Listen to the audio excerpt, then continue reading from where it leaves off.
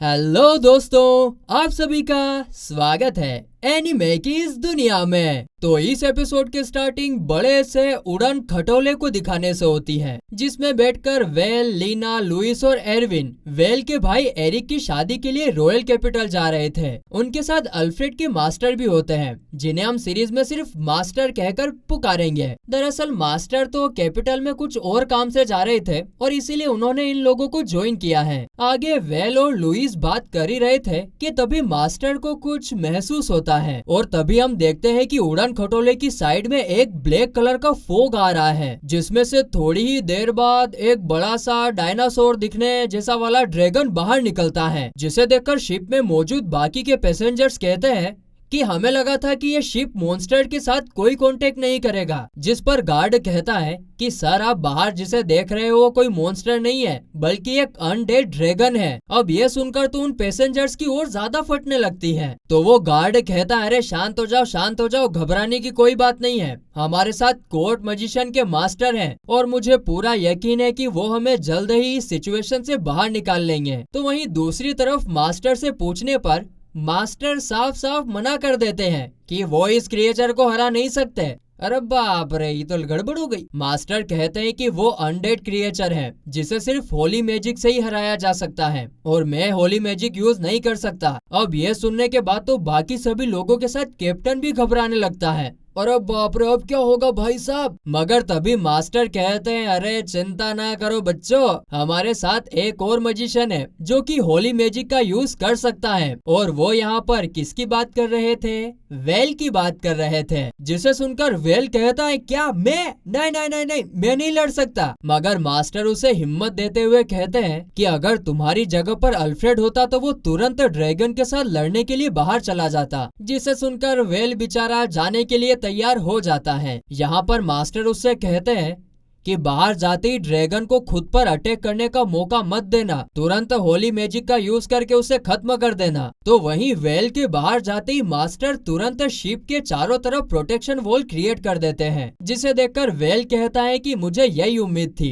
अपुन के मास्टर से। और बस इतना कहते ही वो तुरंत होली मैजिक का यूज करने लगता है। लेकिन वो ड्रैगन हड्डियों का ढांचा भले ही था, लेकिन वो कुछ कम नहीं होता है, ब्रूस ली का बाप होता है वो वेल को रोकने के लिए उसके ऊपर लगातार अटैक करने की कोशिश करता है, जिससे बचते हुए वेल जैसे तैसे करके इनफ होली मैजिक को इकट्ठा कर लेता है। और फिर वो जैसे ही ड्रैगन पर होली लाइट का यूज करता है तो ड्रैगन एकदम चम चम चम चम चम चमकने लगता है। और फिर थोड़ी देर बाद होली लाइट की वजह से उसकी सारी हड्डियां टक टक टक टक टक टक टूटने लगती है और नीचे गिर रही थी। जिसे देखकर मास्टर कहते हैं, अरे तुम क्या कर रहे हो? मैंने तुम्हें कहा था कि तुम्हारे मैजिक बैग से उन सारी हड्डियों को कलेक्ट कर लेना। लेकिन ये बात वेल को सुनाई नहीं दे रही थी। वो उनके इशारों को देखकर तुरंत सारी हड्डियों को अपने बैग में जमा करने लगता है। और इसी दौरान उसकी नजर उस ड्रैगन के लाल लाल हार्ट यानी रेड क्रिस्टल पर पड़ती है, जिसके कारण उसकी आंखें भी चमक उठती है। और इसी चमकीली चीज के चमकने के साथ सीन कट होता है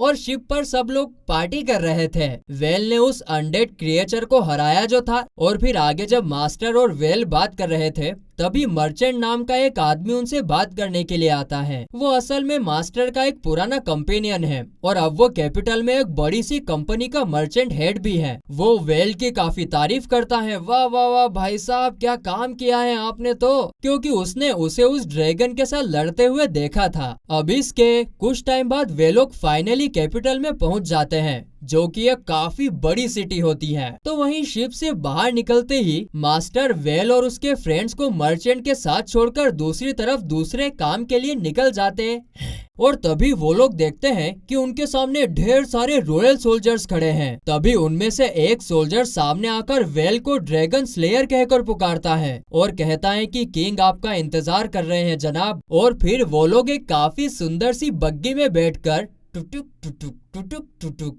किंग के महल पर आते हैं। यहाँ पर लीना, लुइस और एरविन वेल को मर्चेंट के साथ छोड़कर एरिक की शादी के डेस्टिनेशन की तरफ निकल जाते हैं। इसके बाद मर्चेंट और वेल जैसे ही महल के अंदर दाखिल होते हैं तो वहाँ पर सब लोग वेल को ड्रैगन स्लेयर कहकर पुकारते हैं। अपना वेल तो फेमस हो चुका भाई साहब। यहाँ तक कि किंग भी वेल को थैंक्स बोलते हुए कहता है कि तुम्हारा बहुत बहुत शुक्रिया, हमारे मैजिक एयरशिप और उसमें बैठे पैसेंजर की अनडेड ड्रैगन से सुरक्षा करने के लिए, और इस अचीवमेंट के तौर पर हम तुम्हें 6th रैंक मेजर से संबोधित करते हैं। जिसे सुनकर वेल को कुछ समझ नहीं आता है कि ये क्या बोल रहा है। तो मर्चेंट कहता है कि क्या तुम्हें याद नहीं कि मैंने तुम्हें क्या सिखाया था? जिस पर वेल अपनी तलवार सामने रखकर कहता है कि मैं और मेरी तलवार हमेशा इस किंगडम और यहाँ के लोगों की प्रोटेक्शन में तैनात रहेंगे। तो दूसरी तरफ हम मास्टर, लीना, लुइस और एरविन को एरिक के साथ बात करते हुए देखते हैं। उन लोगों को पता चल गया था कि किंग ने वेल को 6th रैंक मेजर बना दिया है। जिसे सुनकर एरिक कहता है कि सच में उसे तो हमारे फादर की रैंक से भी बड़ा रैंक मिला है। इससे तो एक सेपरेट इंडिपेंडेंट लाइन भी स्टार्ट हो सकती है। जिस पर मास्टर कहते हैं कि जरूर इतनी हाई रैंक होने के कारण वेल को अगला फैमिली हेड भी चुना जा सकता है। जिसे सुनकर ये तीनों निराश हो जाते हैं, क्योंकि उनको लग रहा था कि मेजर बनने के बाद वेल अब उनके साथ एडवेंचर पर नहीं आएगा। जिस पर मास्टर कहते हैं कि नहीं नहीं, ऐसा नहीं है बच्चों, मेजर बनने का मतलब ये नहीं है कि उसको सिटी में ही रहना होगा। ये उसके ऊपर निर्भर करता है कि उसे एडवेंचर पर जाना है या फिर नहीं जाना है। जिसे सुनकर ये तीनों फिर से खुश हो जाते हैं। अरे वाह, ये तो ठीक है फिर। लेकिन यहाँ पर एरिक कहता है कि मुझे नहीं लगता कि ये सब इतना आसान होगा। अब ऐसा क्यों, वो हमें आगे पता चलेगा। तो वहीं दूसरी तरफ वेल ने जिन ड्रैगन की टूटती हुई हड्डियों को जमा किया था उसका हिसाब लगाया जा रहा था। 2 तेरा 2 मेरा, हाँ ठीक है ठीक है, 2 मेरा 2 तेरा, हाँ ठीक है ठीक है ठीक है। और किंग के 2 बड़े सलाहकार इस बात पर काफी ज्यादा बहस करने लगते हैं। एक का मानना था कि वेल को इसके बदले 1,70,000 गोल्ड कॉइन देने चाहिए, तो दूसरे का कहना था कि नहीं, हमारी सिटी का बजट काफी लिमिटेड है, हमें इसके लिए सिर्फ 1,30,000 गोल्ड कॉइन ही देने चाहिए। और ये सब सुनकर वेल समझ जाता है कि इसके लिए ही मास्टर ने उसे ड्रैगन की हड्डियों को जमा करने का कहा था। अब यहाँ पर इन दोनों की बहस कंटिन्यू चली रही होती है कि तभी एक तीसरा सलाहकार बीच में आता है। वो कहता है कि क्यों ना हम वेल को 1,50,000 गोल्ड कॉइन दे दें, क्योंकि अगर इस बहस की जानकारी बाहर आम पब्लिक को पता चली तो रॉयल फैमिली की काफी बदनामी भी हो सकती है। कि जरा देखो तो इन लोगों को, हाय हाय, अनडेड ड्रैगन को मारने वाले को गोल्ड कॉइन देने में नेगोशिएट कर रहे हैं। जिसे सुनते ही ये दोनों सलाहकार शांत हो जाते हैं और तीसरे सलाहकार के कहने पर वेल को 1,50,000 गोल्ड कॉइन दे दिए जाते हैं। तो वहीं फाइनली महल से बाहर निकलने पर एक आदमी वेल को आवाज लगाकर उसे अपनी छड़ी घुमाने की टेक्निक दिखाने लगता है। जिसे देखकर वेल कहता है कि ये मेंटल है क्या, मुझे इसे छड़ी घुमा के क्यों दिखा रहा है। तो मर्चेंट कहता है कि वो अपनी स्ट्रेंथ दिखा रहा है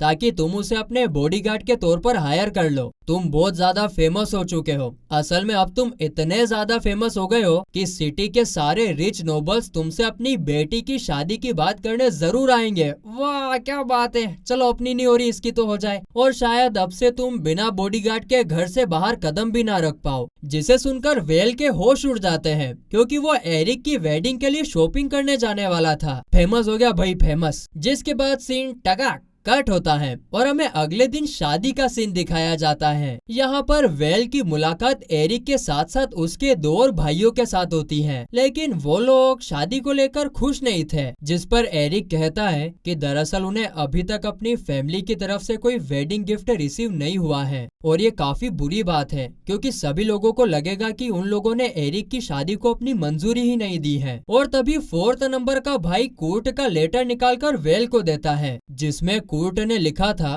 कि उनके पास वेडिंग गिफ्ट के लिए पैसे ही नहीं है, और इसीलिए उसने इन दोनों को वेडिंग गिफ्ट खरीदने के लिए कहा था। लेकिन यहाँ पर ये दोनों भी सिर्फ एक गार्ड होते हैं, वो कहाँ से इतना महंगा वेडिंग गिफ्ट खरीद सकते हैं। अब क्योंकि ये बात उनकी फैमिली के लिए काफी शर्मनाक थी, इसीलिए वेल मैं संभाल लेगा रे, वो उसकी तरफ से वेडिंग गिफ्ट देने का डिसाइड करता है। और इसके बाद फिर एरिक की वेडिंग काफी शानदार तरीके से होती है। टन टन टन टन ढंग टंग टंग टंग ढंग टंग टंग टंग ढंग, जिसे देखकर वेल को भी काफी ज्यादा खुशी होती है। इसके बाद वेडिंग खत्म हो जाती है।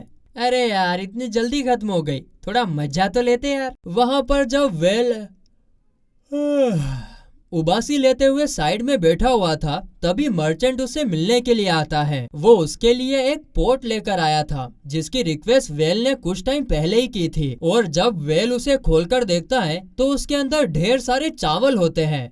खीर बनाएगा क्या भाई? थोड़ा हमारी एनीमे फैमिली में भी बांट देना यार। है? और ये देखकर वेल काफी ज्यादा खुश होता है और तुरंत एरविन, लुइस और लीना को लेकर वापस अपने घर पर आता है। वो उन राइस के साथ किसी तरह की एक शानदार डिश तैयार करने लगता है जिसका नाम होता है मीसा। ये कौन सी डिश है भाई? हमने तो पहली बार सुनी है, शायद वहाँ पर बनाते होंगे। हाँ, लेकिन अपनी खीर से ज्यादा अच्छी नहीं है दोस्तों, है ना। और ये डिश वेल ने तब खाई थी जब वो रियल वर्ल्ड में था, ना कि फैंटेसी वर्ल्ड में। इसके बाद लीना उस खाने को तैयार करने के लिए लकड़ी के पोट में रख देती है, जिस पर फिर वेल स्पीडिंग टाइम मैजिक का यूज करता है ताकि वो खाना जल्दी पक जाए, क्योंकि उसको पकने में 1 साल लगता है। 1 साल, वो भी चावल को पकाकर? कहीं दारू तो नहीं बना रही है? खैर, पकने के बाद जब वे लोग उस डिश को टेस्ट करते हैं तो वो उन्हें काफी ज्यादा डिलीशियस लगती है। और फिर जब वेल उस डिश को ट्राई करता है तो उसके चेहरे के एक्सप्रेशन को देखकर हमें लगता है कि मानो उसने कोई अमृत पी लिया हो। आहा, क्या बढ़िया था। तो दूसरी तरफ हम उसी थर्ड सलाहकार को देखते हैं जिसने मॉर्निंग में बाकी दोनों सलाहकारों की बहस को रोका था। वो अपनी ग्रैंड डॉटर एलिस, जो काफी खूबसूरत थी, उसको बुलाकर कहता है कि बेटा, मैंने डिसाइड कर लिया है कि तुम्हारा पति कौन होगा। अच्छा, लेकिन तुम भावनाओं पर काबू रखो यार, क्योंकि ये एपिसोड तो यहीं पर खत्म होता है।